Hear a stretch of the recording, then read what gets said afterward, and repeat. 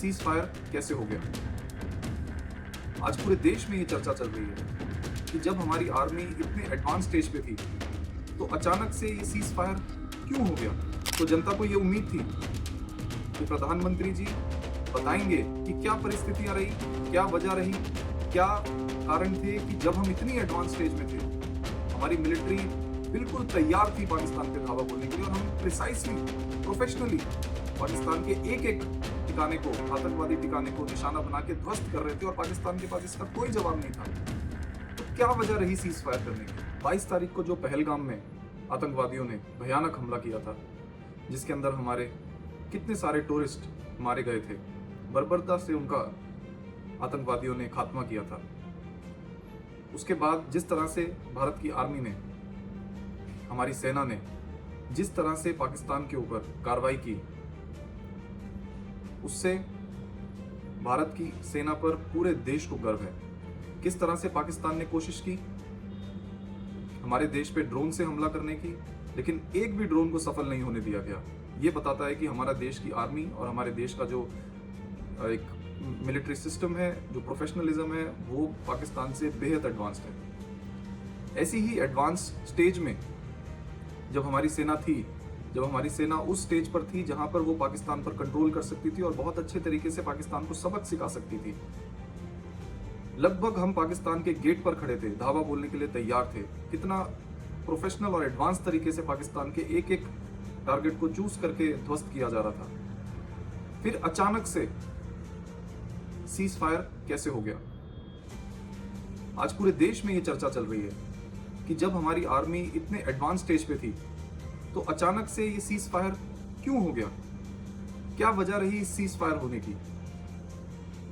कल शाम को जब प्रधानमंत्री जी ने देश को संबोधित किया तो जनता को ये उम्मीद थी कि प्रधानमंत्री जी बताएंगे कि क्या परिस्थितियां रही, क्या वजह रही, क्या कारण थे कि जब हम इतनी एडवांस स्टेज में थे, हमारी मिलिट्री बिल्कुल तैयार थी पाकिस्तान पे धावा बोलने के लिए और हम प्रिसाइसली, प्रोफेशनली पाकिस्तान के एक एक ठिकाने को, आतंकवादी ठिकाने को निशाना बना के ध्वस्त कर रहे थे और पाकिस्तान के पास इसका कोई जवाब नहीं था।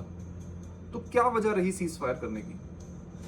पूरी जनता को यह उम्मीद थी कि पाकिस्तान के साथ सीज फायर होने के पीछे की जो परिस्थितियां रही उसके बारे में प्रधानमंत्री जी बताएंगे। संबोधित करते वक्त प्रधानमंत्री जी ने जो कहा, और मैं कोट कर रहा हूं, भारत के आक्रामक कार्रवाई के बाद पाकिस्तान बचने के रास्ते खोजने लगा। 10 मई की दोपहर को पूरी तरह पिटने के बाद पाकिस्तान ने हमारे डीजीएमओ को संपर्क किया। पाकिस्तान ने कहा कि अब वह कोई आतंकी गतिविधि या सैन्य दुस्साहस नहीं करेगा। तब हमने अपनी सेना की कार्रवाई स्थगित की। प्रधानमंत्री जी ने पूरे देश को बताया कि किस तरह से पाकिस्तान गिड़गिड़ा रहा था, किस तरह से पाकिस्तान हाथ जोड़ रहा था, किस तरह से उनके डीजीएमओ ने हमारे सेना को अप्रोच किया और भीख मांगी कि आप अपनी सेनाई कार्रवाई को स्थगित कर दीजिए। इसी वजह से हमने सेना की कार्रवाई स्थगित करी, क्योंकि पाकिस्तान ने आश्वासन दिलाया कि आगे से ऐसी गतिविधियां नहीं होंगी। ये प्रधानमंत्री जी ने बताया। अब इस संबोधन के बाद पूरे देश में एक चर्चा छिड़ी हुई है। पूरे देश में जगह जगह लोग बात कर रहे हैं, पूरे देश में जगह जगह लोग चर्चा कर रहे हैं। ये बात पार्टी की नहीं है, ये बात किसी नेता की नहीं है, ये बात किसी दल की नहीं है, ये बात हमारे देश की है।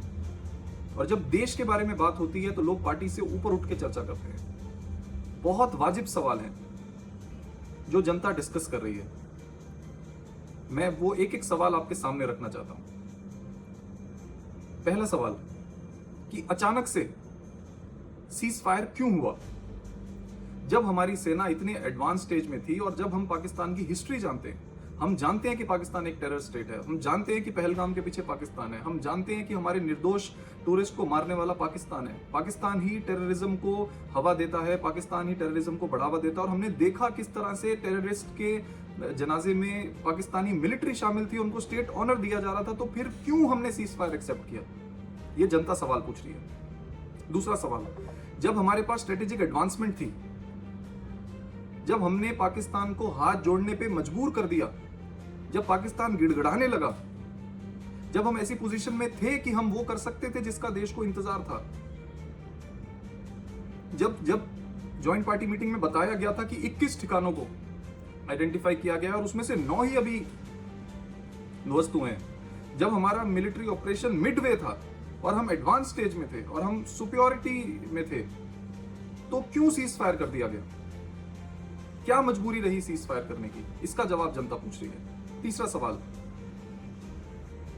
अगर पाकिस्तान ने हाथ जोड़े थे, जैसे प्रधानमंत्री जी ने कहा कि पाकिस्तान ने हाथ जोड़े, गिड़गिड़ाया, भीख मांगी, अगर पाकिस्तान ने हाथ जोड़े थे और पाकिस्तान गिड़गिड़ा रहा था, तो उनके प्रधानमंत्री को भारत में बुलाकर समझौता क्यों नहीं हुआ?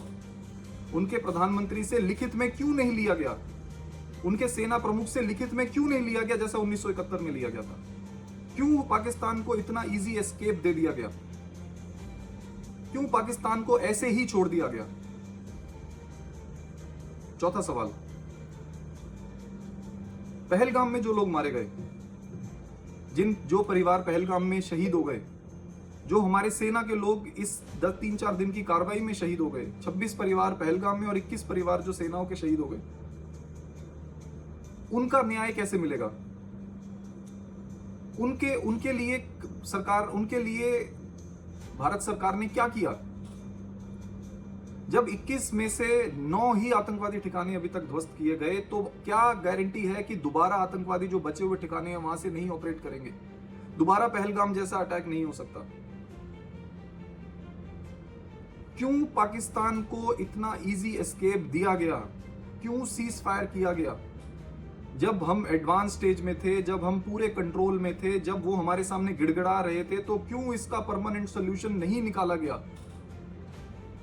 पूरे देश को ये उम्मीद थी कि प्रधानमंत्री जी ये बताएंगे कि क्या पर्दे के पीछे हुआ, क्या पर्दे के पीछे भारत ने पाकिस्तान को घुटने पे लाने पे मजबूर किया, जो भारत ने ये सीज फायर को एक्सेप्ट किया। आज देश को ये हक है और ये देश का अधिकार है जानना कि हमने पाकिस्तान को इतने इजीली क्यों छोड़ दिया। आज किसी तीसरे देश ने अनाउंस किया कि हम सीज फायर हो चुका है, हमारे अनाउंस करने से पहले। क्या किसने अधिकार दिया ये किसी तीसरे देश को कि वो अनाउंस करे कि सीज फायर हो चुका है? हमने अमेरिका का सीज फायर अनाउंस किया गया, क्यों माना? आज ट्रंप जो चाहे भारत के लिए वो बोल रहे हैं। आज वो बोल रहे हैं कि दोनों देशों ने कॉमन सेंस लगाई। क्या भारत कॉमन सेंस नहीं लगा रहा था? आज वो ये बोल रहे हैं कि ये प्रॉब्लम तो हजारों साल पुरानी है। ये बताता है कि कितनी समझ है उन्हें। आज वो ये बोल रहे हैं कि हमने भारत को धमकी दी कि हम ट्रेड खत्म कर देंगे, इसीलिए भारत मान गया।